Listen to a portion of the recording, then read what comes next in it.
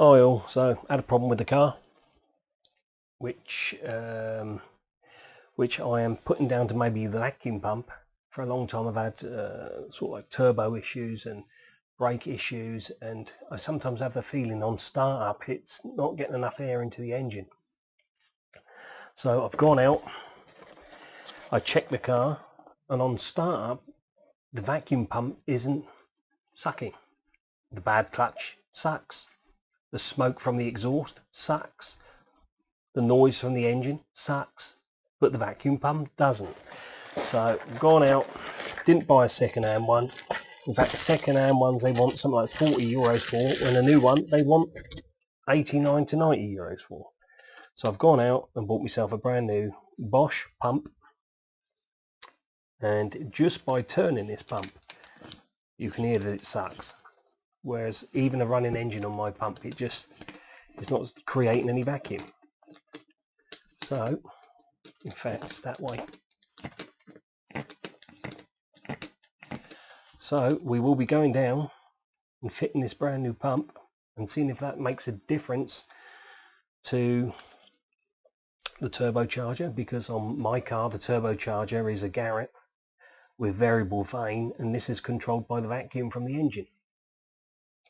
I also have an anti-shudder valve which is controlled by the vacuum on the engine, and obviously the brakes, which are controlled or assisted or vacuum assisted from the engine. So when this pump after 240,000 kilometers starts to give up, then I suppose I'm going to have problems in this direction. So next job, let's get to it, knock it together.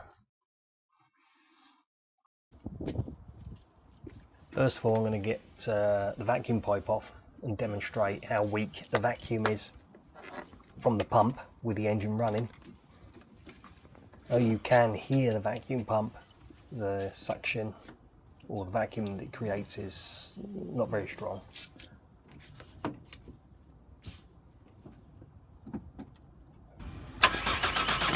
The engine's lumpy. I've had a lot of problems with the engine. Injectors have been changed and other bits and bobs. And it is 2 degrees C.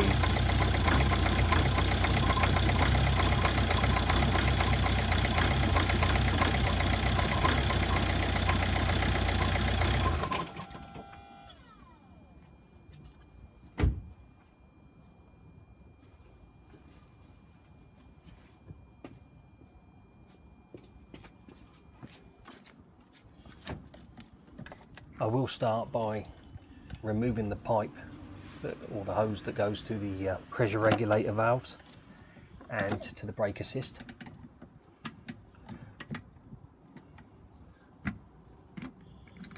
Once I've done this, I'm going to take the 10mm socket and drop something on the floor, but I don't need it anyway. And I'm going to take off the bracket that's holding the diesel pipe to the engine.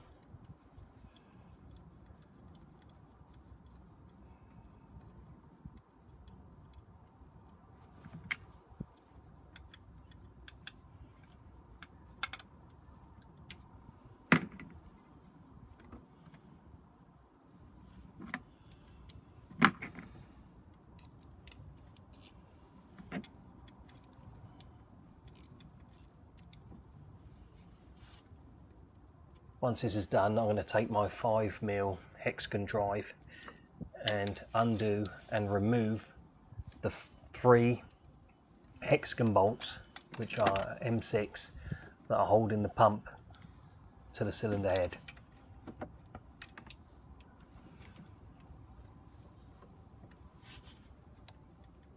One of these, the bottom one, is very hard to get at with the air filter and battery in. It's a little bit finicky, but as you see, it's possible. You know, I could have taken the diesel pipe off as well while I was doing this, and I don't really want to do that because you stand the chance of getting a diesel leak or air in the system when it's standing, and I don't need that on a Ford diesel.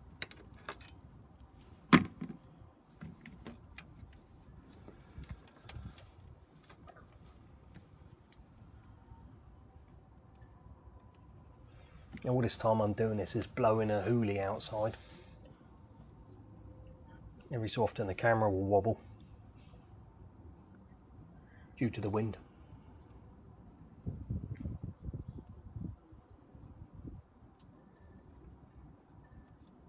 You can see I'm struggling a bit with that lower bolt. It is very, very easy for it to fall out your hand or fall down onto the gearbox or behind the gearbox. And there's a lot of places where the bolts can hide down there.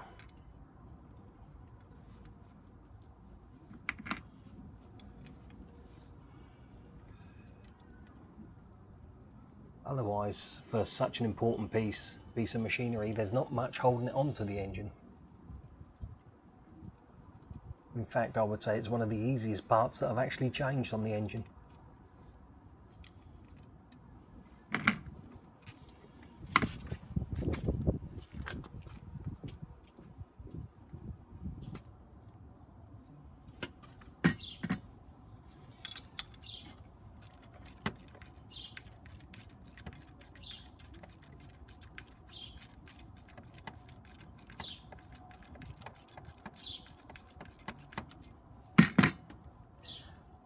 Now with the EGR pipe bracket removed, or clamp removed,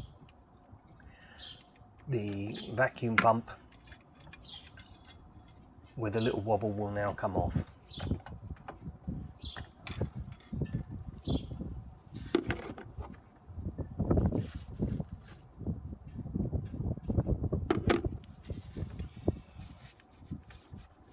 Unclean the mating surfaces. What I tend to do is I tend to put a little bit of blue grease onto the surfaces. People might be against that, but this does a couple of things. One, it stops the two surfaces corroding if they come in contact with water, for example,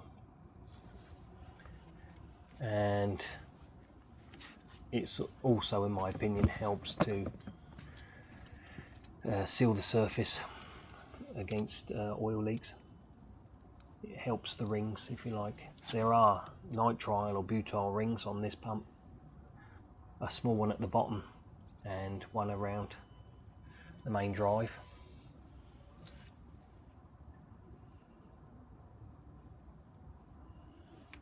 Putting grease on things is not everyone's cup of tea, I must admit. I actually do it a lot with head gaskets on motorbikes.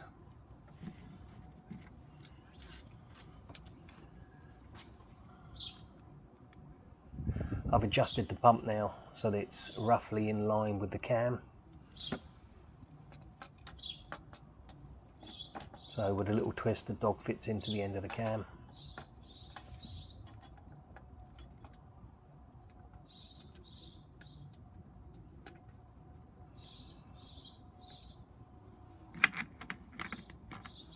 And a process of putting it all back together. Again, if it wasn't for that lower bolt being such a bitch to get onto, this would have actually gone a little bit quicker.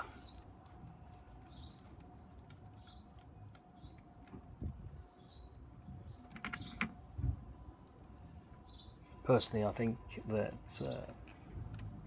because the engine has done 250,000 kilometers almost, I think it was a good choice just to change the pump anyway. I haven't had a look at the service records for Ford, so I do not know the suggested time or kilometers that the vacuum pump should be changed. A couple of months back I did do the cam belt, water pump and support rollers, which I'd actually done by 240,000, which is pretty good. A lot of people have usually changed it by about 190, but then again, I haven't used this car as a race car. I've had it from new, and a lot of the miles I've done have been on motorways, always sort of like 240, 300 miles in one go, cruise control on, And I suppose that's the advantage of having 6 gears in your gearbox. It does cruise nice in the sixth gear. Now I'm onto this bottom bolt bloody thing. First of all, you have to find the hole. Hope that when you pull your fingers out, you don't pull the bolt with it. Try and get a couple of threads nipped on, so you get your hexagon drive, get it in there and do it up.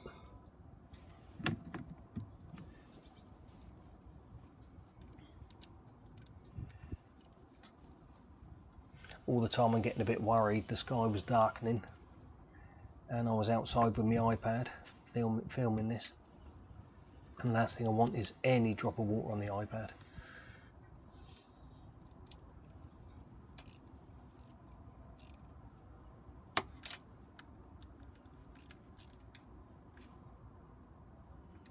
Now what I did forget was torque wrench. I eventually got my torque wrench and adjusted it to 10 Newton meters for the M6 metric bolts.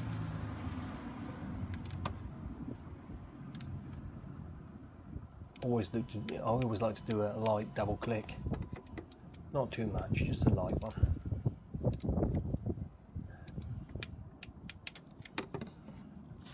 And again, that bottom bolt.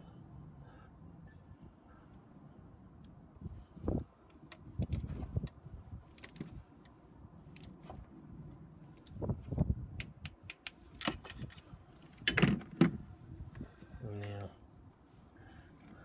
put the pipe clamp back on for the EGR.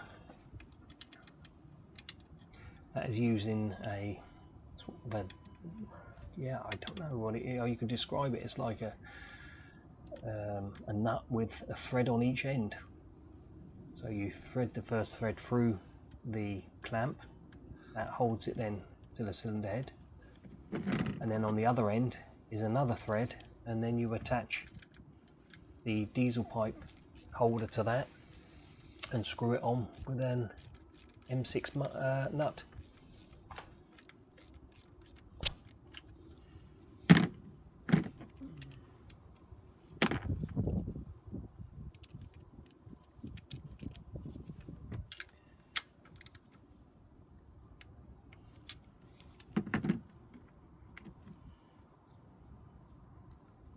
I personally think it is a little bit important, or very important actually, to torque your bolts into an aluminium head. It is very easy with the wrong tool to overdo your bolts and strip the threads.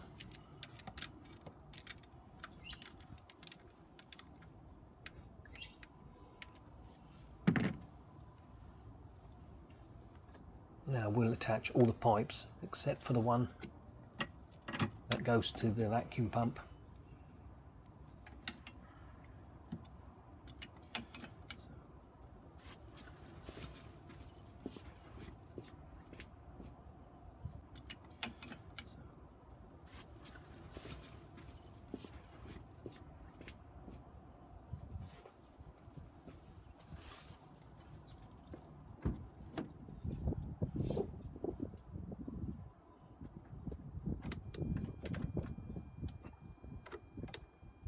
So it's definitely an improvement on what it was.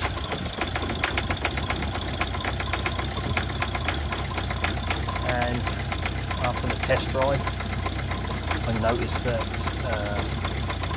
the noise I would have on acceleration, the sort of like a light pinging, had disappeared.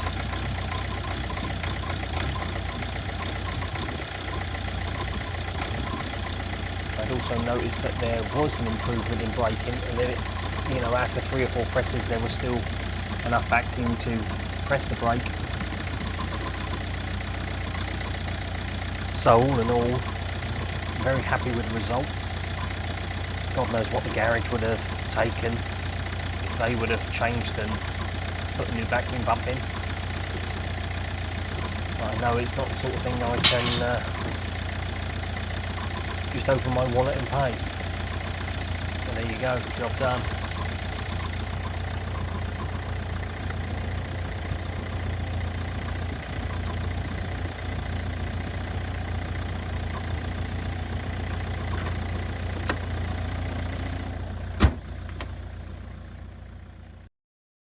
Hey ladies and gentlemen, if you like the content, please put a like on the video, add a comment and support me with your subscription.